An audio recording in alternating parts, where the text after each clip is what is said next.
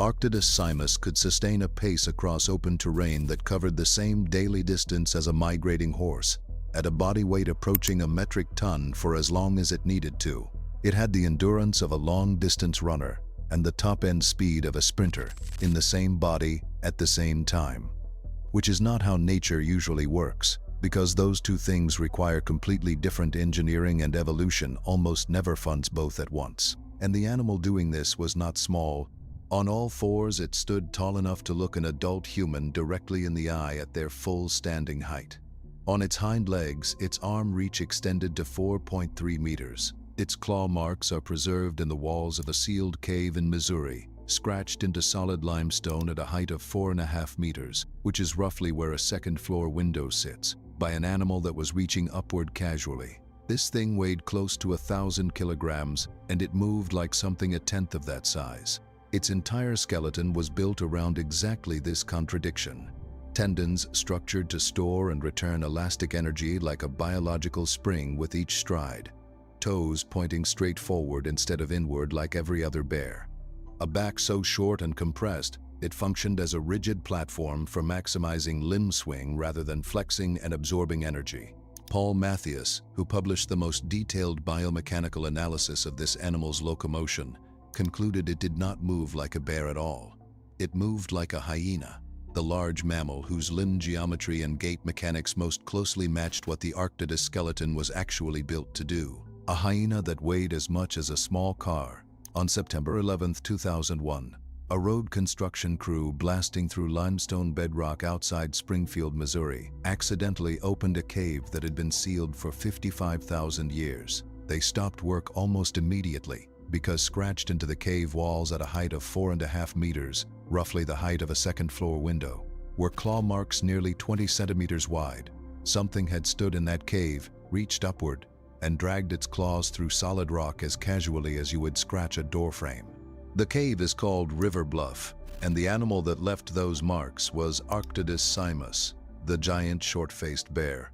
And what those claw marks tell you before a single research paper gets involved is that this was not a bear in the sense that the word bear carries any useful meaning today.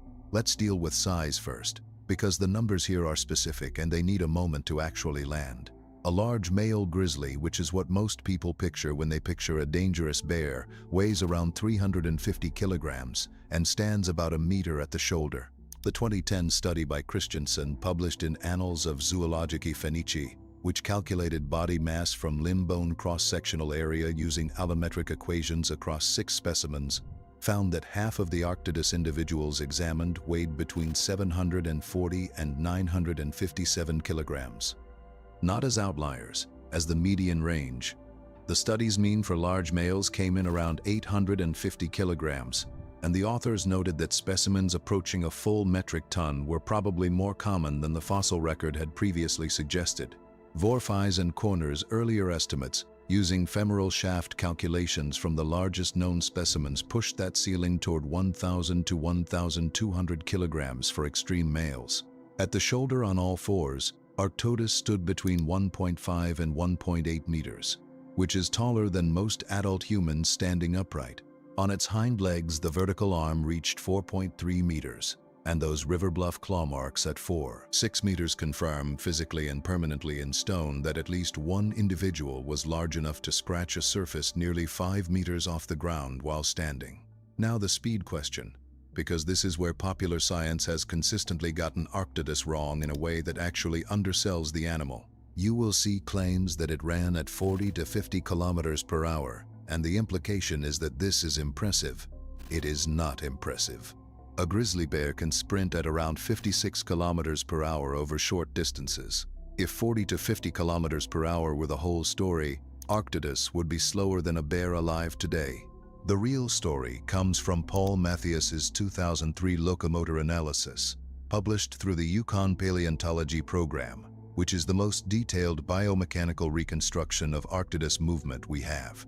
Mathias took limb bone measurements from multiple specimens, compared them systematically to hyaenid proportions, spotted hyenas being the large mammal closest to Arctodus in limb-to-body geometry, and ran calculations based on gait transition mechanics.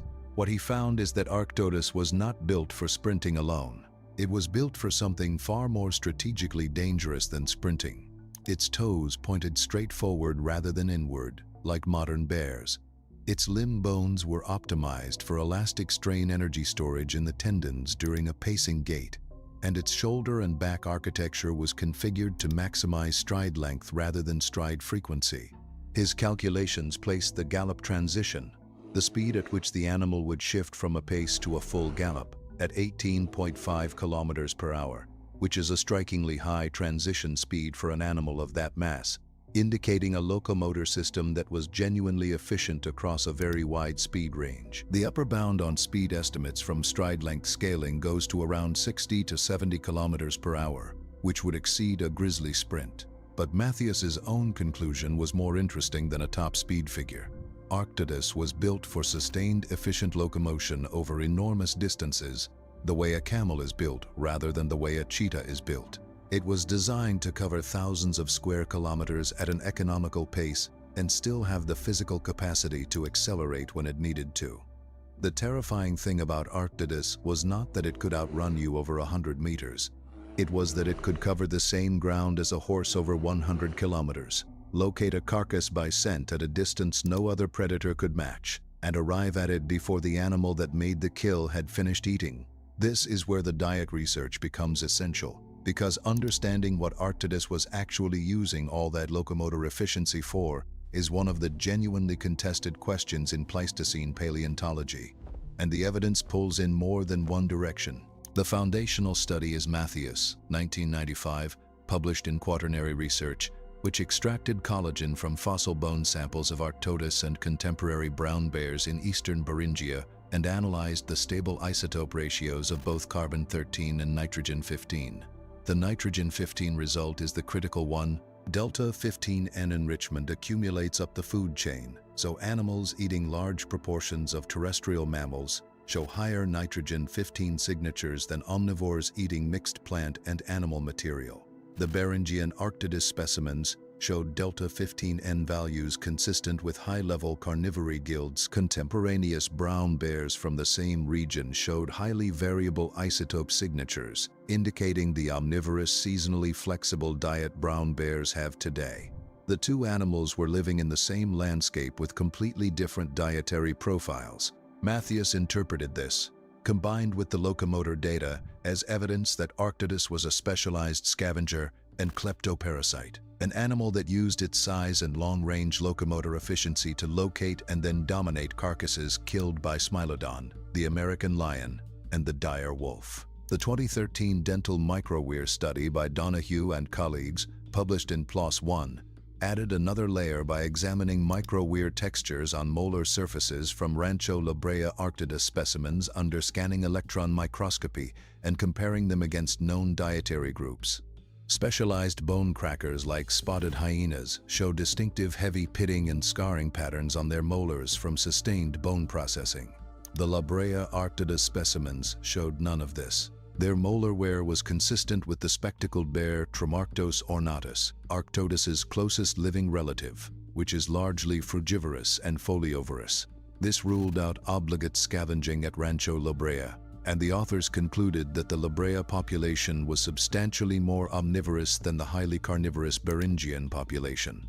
This is where the science gets genuinely strange, and it is worth slowing down here. A 2017 study published in Scientific Reports examining the same Rancho La Brea population found dental caries, cavities, in multiple Arctodus specimens. Dental caries in large carnivores are essentially unknown because they require sustained carbohydrate consumption to develop, and carnivores don't eat enough carbohydrates to produce them. The researchers linked this to the specific ecological conditions at Rancho La Brea, where predator density was unusually high. Competition for carcasses was intense, and plant carbohydrate sources like juniper berries and honey were available in quantities that could supplement a diet being squeezed by competition. What this tells us is that Arctodus was not a single ecological type with a fixed dietary strategy. It was reading its local environment and adjusting. In Beringia, where it was often the dominant large carnivore, it ate primarily large mammals. In California, where it was competing with smilodon, American lions, and dire wolves in a crowded guild, it ate more plant material, and showed the tooth decay to prove it. One species, one animal. But the isotopes and the cavities tell completely different stories depending on which population you are looking at. The relationship with Smilodon fatalis is the one the ecosystem had to organize itself around. Smilodon was a specialist ambush predator, built for a single application, getting very close to a large animal, clamping the canines into the throat, and waiting. The kill required proximity, it required the element of surprise, and it produced a large carcass in open terrain that took time to consume. Arctodus, which Mathias's isotope data suggests was tracking large mammal carcasses across ranges of several thousand square kilometers, was detecting those kills by scent and arriving at them before the sabers had finished feeding. There is fossil evidence from multiple Pleistocene sites of large carnivores consuming kills in ways inconsistent with unhurried feeding, rapid bone processing, incomplete consumption of large carcasses, and some researchers have interpreted this pattern as behavioral adaptation to the presence of a large, fast, dominant competitor that could not be fought and could not be outrun over distance. A 250-kilogram cat with 28-centimeter canines is a serious animal. It is not a serious animal relative to 900 kilograms of bear that covered the same home range in a fraction of the time. The Figueiredo et al. 2010 study, which ran principal components analysis across craniodental measurements of Arctodus against the full range of extant and extinct carnivore families, felids, canids, hyenids, and ursids, produced a result that complicated the hypercarnivore model significantly. The PCA clustered Arctodus closest to the extant omnivorous bears rather than to the bone crackers or the hypercarnivores, and discriminant analyses of the ursid-only dataset showed morphological resemblance to modern brown bears rather than to polar bears, which are the one truly carnivorous living bear and show distinct skull architecture reflecting that specialization. The same study found that Arctodus's limbs, while appearing gracile, did not fall outside the expected proportions for a bear of its mass when allometric scaling was properly applied. In other words, the supposed cat-like limb proportions that Curtin described in 1967 and that launched decades of pursuit predator hypotheses were, at least in part, an artifact of comparing a 900-kilogram bear to 300-kilogram bears without correcting for the fact that larger animals are necessarily more gracile relative to body mass than smaller ones. The controversy has not been fully resolved. The isotope data is real. The dental evidence is real. The locomotor efficiency is real. What exactly Arctodus was doing with all of it? Hypercarnivore, specialized kleptoparasite, regional omnivore, or something that does not map cleanly onto any modern analog, remains an active debate. What is not debated is the extinction.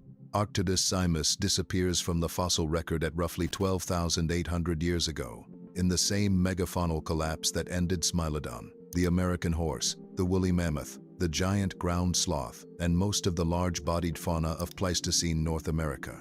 The cause is the same three-way pressure operating simultaneously. Climate disruption at the end of the last glacial maximum reorganizing habitat and plant communities, the cascade effects of mega-herbivore decline on the predator guild that depended on them, and the arrival of Homo sapiens on a continent whose fauna had evolved with no exposure to coordinated human hunting. For Arctodus, whichever of its dietary strategies you believe in, the practical problem was identical. An animal requiring several thousand square kilometers to sustain itself and consuming large mammals in quantities that Mathias estimated at roughly 16 kilograms of meat per day could not compress into a smaller range or substitute that dietary demand with something else. When the prey base started collapsing, the grizzly bear, flexible and generalist and capable of subsisting on salmon and berries and roots when necessary, survived because it had never committed completely to any single strategy. Arctodus, whatever exactly it was doing, had organized its body and its behavior around a Pleistocene megafauna community that ceased to exist, and it had no plan for a world without mammoths. Beyond the fossil bones in the Field Museum and the claw marks in a sealed cave in Missouri is the clearest possible demonstration that the same traits that make something dominant in one environment become the mechanism of its extinction when that environment ends. Arctodus was not outcompeted. It was not killed. It was simply left behind by a world that stopped needing what it had spent 800,000 years becoming very good at. The version of yourself that is maximally adapted to current conditions carries no insurance against those conditions changing, and conditions always change.